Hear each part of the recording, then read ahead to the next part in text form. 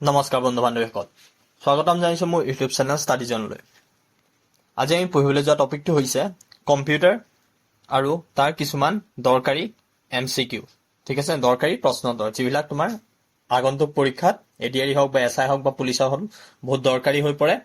যিহেতু এইটো এটা বহুত সৰু টপিক আৰু তোমালোকে কি কৰা, এইটো সৰু টপিক বুলি নেগলেক্ট কৰা, বাট ইয়াৰ ৰিলেটেড বহুত কেইটা কুৱেশ্যনছ তোমালোকৰ এক্সামত আহে আৰু এইটো টপিক ইমান বেছি টানো নহয়। তোমালোকৰ কিছুমান লাগতিয়াল প্ৰশ্ন, ঠিক আছে, এইকেইটা মনত ৰাখিব পাৰে। বহুত কম কেইটা প্ৰশ্ন মনত ৰাখিলে তুমি ইয়াৰ পৰা এটা ভাল স্ক'ৰ কৰিব পাৰা, ঠিক আছে, ভাল মাৰ্কছ এটা উঠাব পাৰা। যদি তোমালোকে এইটো এটা সৰু টপিক বুলি নেগলেক্ট কৰা, কেইটামান কুৱেশ্যন আহিব বা এইটো টপিক নপঢ়ো, এইকেইটা কুৱেশ্যন বাদ দি বাকী কেইটা কৰিম, সেইবোৰ যদি নেগলেক্ট কৰা, তেতিয়াহ'লে তোমালোকৰ বহুত কেইখিনি মাৰ্ক এই টপিকটোৰ লগত গুচি যাব। গতিকে আজি এই কম্পিউটাৰ ৰিলেটেড যিখিনি কুৱেশ্যনছ আছে বা যিখিনি কুৱেশ্যনছ আগতে আহি গৈছে বা যিখিনি অহাৰ সম্ভাৱ্য আছে, এতিয়া ৰিচেণ্ট কাৰেণ্ট এফেয়াৰ্ছখিনিক এড কৰি পেলাই তেনেকুৱা কুৱেশ্যনছ আমি কৰিবলৈ যাম এতিয়া। আৰু মই তোমালোকৰ বাবে এটা চিৰিজ হিচাপত লৈ আহিছোঁ। এইটো হৈছে পাৰ্ট 1। ইয়াৰ পিছত আমি আৰু কিছুমান দৰকাৰী প্ৰশ্ন চাম। তেনেকৈ চাই আমি যিমান কম্পিউটাৰৰ লগত ৰিলেটেড কুৱেশ্যনছ আছে সেই সকলোবিলাক কৰি ল'ম, যিখিনিৰ ভিতৰত তোমালোকৰ কুৱেশ্যনছ কমন পৰিবই। ঠিক আছে, গতিকে তোমালোকে এই ভিডিঅ'টো ভালদৰে চাবা। আৰু যদি তোমালোকে আজিলৈকে কম্পিউটাৰ পঢ়া নাই বা এইখিনি কুৱেশ্যনছ প্ৰথমবাৰৰ বাবে পাইছা, তেতিয়াহ'লে কুৱেশ্যনছবিলাক নোট ডাউন কৰি ল'বা, কাগজত কলম লৈ পেলাই লিখি ল'বা, কাৰণ এইবিলাক কুৱেশ্যনছ বহুত বেছি দৰকাৰী। ইয়াৰ পৰা তোমাৰ কুৱেশ্যনছ আহিব। ঠিক আছে, এতিয়া আমি চাবলৈ যাওঁ কি প্ৰথম কুৱেশ্যনছ কি কৈছে। ঠিক আছে, প্ৰথম কুৱেশ্যন কৰিবলৈ যোৱাৰ আগত মই এটা কথা ক'বলৈ যাওঁ। যদি তোমালোকে এই চেনেলটোত প্ৰথমবাৰৰ বাবে আহিছা, তেতিয়াহ'লে মোৰ চেনেলটো লাইক, শ্বেয়াৰ এণ্ড ছাবস্ক্ৰাইব কৰিবলৈ নাপাহৰিবা, কিয়নো এনেকুৱা পৰীক্ষাৰ ৰিলেটেড বহুতো দৰকাৰী প্ৰশ্ন উত্তৰ বা দৰকাৰী ইম্পৰ্টেণ্ট টপিকছ বা কাৰেণ্ট এফেয়াৰ্ছখিনি লৈ পেলাই তোমালোকৰ মাজলৈ মই আহোঁ। আৰু তোমালোকৰ কাৰণে যদি তোমালোকে এই চেনেলটো লাইক, শ্বেয়াৰ এণ্ড ছাবস্ক্ৰাইব কৰি থোৱা, তেতিয়াহ'লে আগন্তুক যিবিলাক আৰু ভিডিঅ'ছ আহি থাকিব সেইবিলাক তোমালোকে পাবলৈ সক্ষম হ'বা আৰু তোমালোকৰ পৰীক্ষাৰ এটা ভাল ৰিজাল্ট কৰিবলৈ পাৰিবা। ঠিক আছে, গতিকে চেনেলটো ছাবস্ক্ৰাইব কৰি দিবা। ঠিক আছে, এতিয়া আমি কুৱেশ্যন চাওঁ। প্ৰথম কুৱেশ্যনটো কৈছে, who was the father of computer? কম্পিউটাৰৰ জনক কোন, মানে কম্পিউটাৰ কোনে আৱিষ্কাৰ কৰিছিলে? প্ৰথম কৈছে নেপিয়াৰ। ঠিক আছে, প্ৰথম মানুহজন হৈছে, অপশ্যন হৈছে এ কোন, নেপিয়াৰ। তাৰপিছত অপশ্যন 2ত আছে তোমাৰ গ্ৰেছ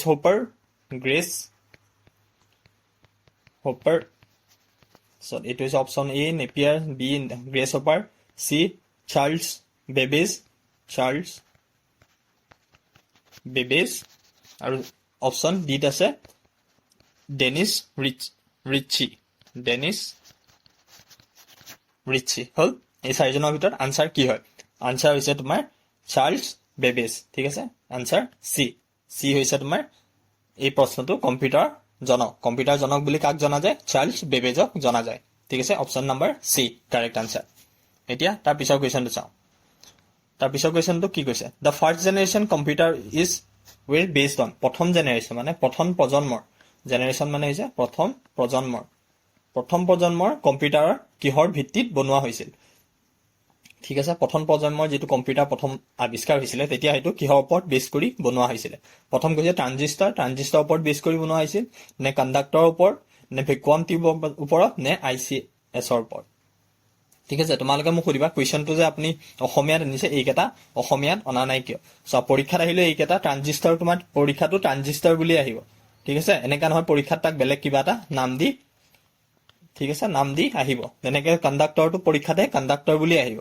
ঠিক আছে, কাষত তোমাৰ আহিলেও অসমীয়াত কণ্ডাক্টৰ বুলি লিখাই থাকিব, বেলেগ একো লিখা নাথাকিব। গতিকে মই অপশ্যনছ কেইটা তোমালোকৰ ইংলিছতে আছে, অসমীয়াত নাই লিখা, কাৰণ যাতে তোমালোকে পৰীক্ষাত আহিলেও অলপ বুজিবলৈ সুবিধা হয়।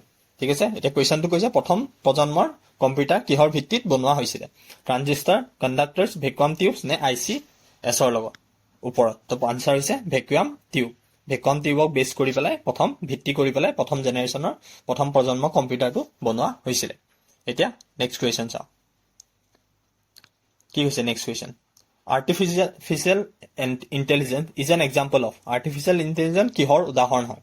ঠিক আছে, আমি সকলোৱে জানো AI এতিয়া বহুত বেছি ইম্পৰ্টেণ্ট কাৰেণ্ট এফেয়াৰ্ছৰ ক্ষেত্ৰত, কাৰণ এতিয়া গোটেই হেৰিটোৱে তোমাৰ AI লগত চলি আছে, হয় নাই? গতিকে এতিয়া ইয়াত সুধিছে artificial intelligence is an example হয়। আৰ্টিফিচিয়েল ইণ্টেলিজেন্স কিহৰ এক্সাম্পল হয়? ছেকেণ্ড জেনেৰেশ্যন কম্পিউটাৰ মানে দ্বিতীয় প্ৰজন্মৰ কম্পিউটাৰ হয়নে, তৃতীয় প্ৰজন্মৰ কম্পিউটাৰ হয়নে, নে তৃতীয় প্ৰজন্মৰ, নে চতুৰ্থৰ, নে তোমাৰ পঞ্চম, ঠিক আছে, পঞ্চম প্ৰজন্মৰ কম্পিউটাৰ। তো আনসাৰ হৈছে তোমাৰ fifth generation computer. Artificial intelligence কি হয়? ফিফ্থ জেনেৰেশ্যন কম্পিউটাৰ হয়। হ'ল। এতিয়া নেক্সট কুৱেশ্যন চাওঁ কি কৈছে নেক্সট কুৱেশ্যনটো। The earliest recorded computing device, প্ৰথম কম্পিউটিং যন্ত্ৰ কি হয়? মানে প্ৰথম কম্পিউটিং যন্ত্ৰ কি হয়, কোনটো হয় বুলি সুধিছে। দ্য প্ৰথম যিটো আমাৰ ৰেকৰ্ড হৈছিলে সেই ৰেকৰ্ডৰ প্ৰথম কম্পিউটিং ডিভাইচটো কি হয়? কম্পিউটিং ডিভাইচ মানে যিয়ে তোমাৰ গণনা হওক বা ডাঙৰ ডাঙৰ কেলকুলেশ্যনত সহায় কৰে বা ডাঙৰ বস্তুবিলাকৰ বহুত সোনকালে তোমাৰ কি কৰে আনচাৰটো উলিয়াব পাৰে। সেইটো কিহৰ ওপৰত বেছ কৰি বনোৱা হৈছিলে? যেনেকে উদাহৰণ ইয়াত দিছে, অপশ্যন দিছে, প্ৰথম এবাকাছ, তাৰপিছত কেলকুলেটাৰ, তাৰপিছত কৈছে এৰিথমিটাৰ, তাৰপিছত কৈছে কম্পটোমিটাৰ। ঠিক আছে, এইকেইটাৰ ভিতৰত অপশ্যন কোনটো হয়? তো ইয়াৰ অপশ্যন হৈছে তোমালোকৰ অপশ্যন নম্বৰ এ, এবাকাছ। এবাকাছৰ ওপৰত প্ৰথম আৰ্লিয়েষ্ট কম্পিউটিং ডিভাইচ, সৰ্বপ্ৰথম কম্পিউটিং ডিভাইচটো বনোৱা হয়। কিহৰ ওপৰত ভিত্তি কৰি? তোমাৰ এবাকাছৰ ওপৰত ভিত্তি কৰি। হ'ল। তাৰপিছৰ কুৱেশ্যন চাওঁ। তাৰপিছতো কি কৈছে? The full form of ALU, ALUৰ সম্পূৰ্ণ নাম কি হয়? ঠিক আছে, ALUৰ সম্পূৰ্ণ নাম কি হয়? প্ৰথম হৈছে arithmetic level unit, arithmetic logic unit, arithmetic local unit or arithmetic local utility. ঠিক আছে, এই চাৰিটাৰ ভিতৰত তাৰ আনচাৰ কি হয়? কিহৰ? ALUৰ সম্পূৰ্ণ নাম কি? ALUৰ সম্পূৰ্ণ নাম হৈছে এৰিথমেটিক লজিক ইউনিট। হ'ল। সবৰে মনত থাকিব এৰিথমেটিক লজিক ইউনিট। হ'ল। Option number B. Option number B হৈছে ALUৰ সম্পূৰ্ণ নাম এৰিথমেটিক লজিক ইউনিট। হ'ল। যদি তোমালোকে লিখি লৈছা তেতিয়াহ'লে ভিডিঅ'টো পজ কৰি লিখি ল'ব পাৰিবা, আৰু যদি তোমালোকে স্ক্ৰীনশ্বট লৈছা তেতিয়াহ'লে তোমালোকে স্ক্ৰীনশ্বট লৈও ছেভ কৰি থ'ব পাৰা। ঠিক আছে, অকল মোবাইলতে ছেভ কৰি নথবা, তোমালোকে কুৱেশ্যনটোত পিছত হ'লেও লিখি থবা, কাৰণ এইকেইটা বহুত বেছি দৰকাৰী। আৰু এই চিৰিজটোত যিখিনি কুৱেশ্যন কৰাম তাৰ ভিতৰত কুৱেশ্যন আহিব। ঠিক আছে, 100%। গতিকে তোমালোকে এইখিনি ভালদৰে পঢ়িবা, আৰু মিনিমাম 5-6-7টা, কমেও 10টাৰ ভিতৰত কুৱেশ্যন আহিবই। ঠিক আছে, কম্পিউটাৰ ৰিলেটেড 10টা কুৱেশ্যন মিনিমাম, আৰু মেক্সিমাম 15টা, ইমানৰ ভিতৰত কুৱেশ্যন আহিবই। গতিকে তোমালোকে সেইকেইটা কুৱেশ্যন ভালদৰে যাতে কৰিব পাৰা, তাৰ কাৰণে এই গোটেই চিৰিজটো সম্পূৰ্ণকৈ চাবা। আজি ইয়াৰ পাৰ্ট 1 আনিছো, তেনেকৈ আগলৈ আৰু বহুতখিনি লৈ আহিম। আৰু তোমালোকে গম পাই থাকিবৰ কাৰণে মোৰ হোৱাটছআপ চেনেলত জইন হ'ব পাৰা, আৰু যাৰ লিংকটো মই ডেছক্ৰিপশ্যন বক্সত দি দিম। ঠিক আছে, আৰু নহ'লে তোমালোকে কি কৰিব পাৰা, চেনেলটো ছাবস্ক্ৰাইব কৰি নটিফিকেশ্যন আইকন বেলটো দবাই দিব পাৰা, যাৰ ফলত তোমালোকে যেতিয়া মোৰ নতুন ভিডিঅ' আহে তেতিয়া তোমালোকে সেই ভিডিঅ'সমূহ পাই যাবা। ঠিক আছে, আৰু যদি তোমালোকে মোৰ আগৰ ভিডিঅ'বিলাক চোৱা নাই তেতিয়াহ'লে তোমালোকে ডেছক্ৰিপশ্যন বক্সত গৈ পেলাই সেই আগৰ ভিডিঅ'বোৰ চাব পাৰা, য'ত মই বিভিন্ন ধৰণৰ জেনেৰেল নলেজৰ কুৱেশ্যনছ কৰাইছোঁ, এনেকুৱা মডেল যিবিলাক অহাৰ সম্ভাৱনা আছে বা আগতে আহি গৈছে সেইবিলাক, আৰু তোমালোকৰ মেথছ ৰিলেটেড বহুতবিলাক দৰকাৰী কুৱেশ্যন আনচাৰ কৰোৱাৰ লগতে টপিকবিলাক ভালদৰে বুজাই কেনেকৈ সহজতে কৰিব পাৰি সেইখিনিও ভালদৰে বুজাই থোৱা আছে। গতিকে সেইখিনি ভিডিঅ' তোমালোকে চাব পাৰা। ঠিক আছে, এতিয়া নেক্সট কুৱেশ্যনটো চাওঁ কি কৈছে নেক্সট কুৱেশ্যন। নেক্সট কুৱেশ্যন কৈছে computer basic architectures was develop by. Computer সাধাৰণ গঠন নিৰ্মাণ কোনে কৰিছিলে? ঠিক আছে, কম্পিউটাৰ যিটো সাধাৰণ গঠন প্ৰণালী আছিলে তাৰ নিৰ্মাণ কোনে কৰিছিল? প্ৰথম কৈছে জে ভন নিউমেন, চাৰ্লছ বেবেজ, এলান টিউৰিং অৰ ব্লেছি পাস্কেল। ঠিক আছে, এই চাৰিজনৰ ভিতৰত কোনজনে প্ৰথম যিটো কম্পিউটাৰৰ সাধাৰণ আৰ্কিটেকচাৰ আছিল, মানে গঠন প্ৰণালী আছিল, সেইটো কোনে নিৰ্মাণ কৰিছিল? ইয়াৰ উত্তৰ হৈছে তোমালোকৰ জে ভন নিউমেন। ঠিক আছে, আনচাৰ এ হৈছে তোমালোকৰ উত্তৰ। জে ভি নিউমেনে তোমাৰ কি কৰিছিলে? কম্পিউটাৰৰ যিটো সাধাৰণ গঠন প্ৰণালী আছিলে সেইটো নিৰ্মাণ কৰিছিল। হ'ল। এতিয়া তাৰ পিছৰ কুৱেশ্যনটো চাওঁ কি কৈছে। তাৰ পিছৰ কুৱেশ্যনটো কৈছে N integrated circuit IS is made up of. IC integrated circuit মানে ইণ্টিগ্ৰেটেড চাৰ্কিট। ইণ্টিগ্ৰেটেড চাৰ্কিট কিহৰ দ্বাৰা বনোৱা হয়? কপাৰৰ দ্বাৰা বনোৱা হয় নে চিলভাৰৰ দ্বাৰা বনোৱা হয়, গোল্ডৰ দ্বাৰা নে চিলিকনৰ দ্বাৰা বনোৱা হয়? এই চাৰিটাৰ ভিতৰত কিহৰ দ্বাৰা তোমাৰ ইণ্টিগ্ৰেটেড চাৰ্কিট IC বনোৱা হয়? এতিয়া চোৱা তোমালোকৰ পৰীক্ষাত এনেকুৱা আহিব পাৰে যে কম্পিউটাৰত থকা আইচিৰ সম্পূৰ্ণ নাম কি তাৰ সম্পূৰ্ণ নাম হৈছে ইন্টিগ্ৰেটেড সাৰ্কিট হয় না এটা কোৱেশ্চন বা এটা দুটা কোৱেশ্চন বলিলে নাই গতিকে সেইটো মনত ৰাখিবা যে আইচি মানে আইচিৰ ফুল ফৰ্ম হৈছে সম্পূৰ্ণ নাম হৈছে ইন্টিগ্ৰেটেড সাৰ্কিট হল এটা হচ্ছে আইচি কিহৰে বনোৱা হয় আইচি বনোৱা হয় তোমাৰ সিলিকনৰে হল উত্তৰ হৈছে আনসাৰ ডি আইচি সিলিকনৰ দ্বাৰা বনোৱা হয় এটা তাৰ নেক্সট কোৱেশ্চনটো চাও কি কৈছে নেক্সট কোৱেশ্চনটো কৈছে central processing unit CPU of a computer consist CPU কিহৰ দ্বাৰা গঠন কৰা হয় মানে সেন্ট্ৰেল প্ৰসেসিং ইউনিট এটা সিপিইউৰ ফুল ফৰ্ম কি বুলি যদি খুধে তোমালোকক তেতিয়া কি হ'ব সিপিইউৰ ফুল ফৰ্ম হ'ব সেন্ট্ৰেল প্ৰসেসিং ইউনিট হল হেতু কিহৰ দ্বাৰা বনোৱা হয় ইনপুট আউটপুট আৰু প্ৰসেসিং এই তিনটাৰে বনোৱা হয় নে arithmetic logic unit control unit আৰু মেমৰি ইউনিট এই তিনটাৰে বনোৱা হয় নে সি নম্বৰ ৰম আৰু ৰেমৰ দ্বাৰা বনোৱা হয় নে ডি মাউস কিবোৰ্ড আৰু মনিটৰ এইকেইটাৰে বনোৱা হয় এই চাৰিটা ভিতৰত আনসাৰ কোনটো হ'ব আনসাৰ বি মানে arithmetic logic unit control unit আৰু মেমৰি ইউনিট এই তিনিটাৰ দ্বাৰা তোমাৰ কি হয় সিপিইউৰ গঠন কৰা হয়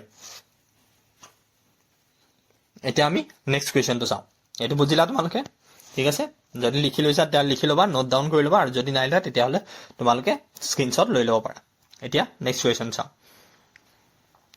কি কৈছে নেক্সট কোৱেশ্চন কৈছে CPU stand for CPU সম্পূৰ্ণ নাম কি এমাত্ৰ আগৰ কোৱেশ্চনটো মই কৰি আহিছিলো CPU সম্পূৰ্ণ নাম হৈছে কম্পিউটাৰ কি প্ৰসেসিং ইউনিট হল কম্পিউটাৰ সৰি সেন্ট্ৰেল প্ৰসেসিং ইউনিট ঠিক আছে মোৰে খেলি মেলি লাগিছিল তো CPU সম্পূৰ্ণ নাম হৈছে সেন্ট্ৰেল প্ৰসেসিং ইউনিট হল সেন্ট্ৰেল প্ৰসেসিং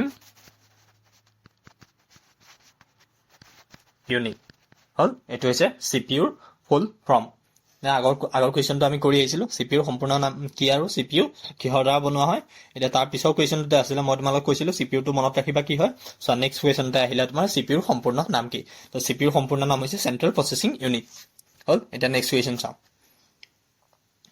কি কৈছে নেক্সট কোৱেশ্চনটো কৈছে which of the following is not a integral part of the computer তলৰ কোনটো কম্পিউটাৰৰ দৰকাৰী অংগ নহয় CPU নহয় নে মাউস নহয় নে মনিটৰ নহয় নে UPS নহয় এই চাৰিটাৰ ভিতৰত কোনটো তোমাৰ হেৰিয়া কম্পিউটাৰৰ দৰকাৰী অংগ নহয় এতিয়া আনসাৰ হৈছে আনসাৰ ডি UPS এতিয়া UPS ৰ ফুল ফৰ্ম কি হেতু তোমালোকে মোক কমেন্ট কৰি জনাবাচোন ঠিক আছে কমেন্ট কৰি জনাবা যে UPS ৰ ফুল ফৰ্ম মানে সম্পূৰ্ণ নাম কি UPS ৰ সম্পূৰ্ণ নাম কি হল হেতু তোমালোকে মোক কমেন্ট কৰি জনাবা এতিয়া নেক্সট কোৱেশ্চনটো চাও নেক্সট কোৱেশ্চনটো কি কৈছে which part of the computer is used for calculating and comparing computer কোনটো অংশ গণনা আৰু তুলনা কৰাত ব্যৱহাৰ কৰা হয় ঠিক আছে ক্যালকুলেটিং মানে হৈছে গণনা আৰু কম্পেয়াৰিং মানে হৈছে তুলনা কম্পিউটাৰ কোনটো অংশ গণনা আৰু তুলনা কৰাত ব্যৱহাৰ কৰা হয় হেতু হৈছে RAM ইউজ কৰা হয় নে এটা তোমালোকে RAM ফুল ফৰ্ম কি সম্পূৰ্ণ নাম কি হেতু কমেন্ট কৰিবাচোন তোমালোকে জনে জানা আৰু জনে নাজানা কমেন্ট কৰিবা মই নাজানো বুলি মই তোমালোকক কমেন্টত ৰিপ্লাই কৰি দিম ঠিক আছে RM সম্পূৰ্ণ নাম কি না তাৰপিছত অপচন নম্বৰ বি আছে হাৰ্ড ডিস্ক সি আছে এৰিথমেটিক লজিক ইউনিট আৰু ডি আছে ROM হল ROM ৰ ফুল ফৰ্ম কি হেতু জনাবচোন মোক ঠিক আছে ROM আৰু RAM হেতু তাৰ ফুল ফৰ্ম কি মোক জনাবা এতিয়া সুধিছিলে যে কি কম্পিউটাৰ কোনটো অংশ গণনা আৰু তুলনা কৰাত সহায় কৰে এতিয়া আনসাৰ হৈছে সি এৰিথমেটিক লজিক ইউনিট হল এৰিথমেটিক লজিক ইউনিট কি কম্পিউটাৰ গণনা আৰু তুলনা কৰাত সহায় কৰে আনসাৰ নম্বৰ সি হল এতিয়া তাৰ পিছৰ কোৱেশ্চনটো চাও কি কৈছে তাৰ পিছৰ কোৱেশ্চনটো কৈছে what is the brain of computer